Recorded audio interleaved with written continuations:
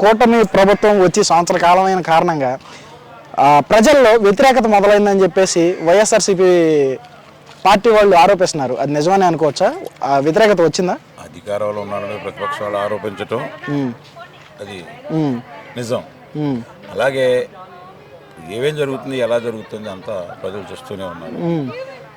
ఏమైనా కూటమి ప్రభుత్వం కొంచెం ఉంచుకోవాలి, ఇంకా బాగా కార్యక్రమాలు చేస్తే బాగుంటుందని నా ఆలోచన. అయితే 2029లో వైసీపీ వస్తే రప్ప నరుగుతాం అంటున్నారు. దాన్ని ఏ విధంగా తీసుకోవచ్చు మనం? ఎప్పుడో వచ్చి ఎలక్షన్ ఇప్పుడు ఇంకా 4 ఏళ్ళు టైం ఉంది కదా సార్. ఇప్పటి నుంచి ఎందుకు సార్? మేము రాజారెడ్డి చెప్పలేము, ఒకవేళ రావచ్చేమో, చేస్తారేమో.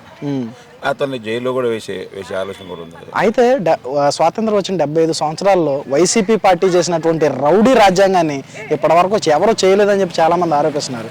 దాన్ని ఏ విధంగా తీసుకోవచ్చు? కొన్ని ప్రశ్నలు జోలికి మనం బాగుపడము.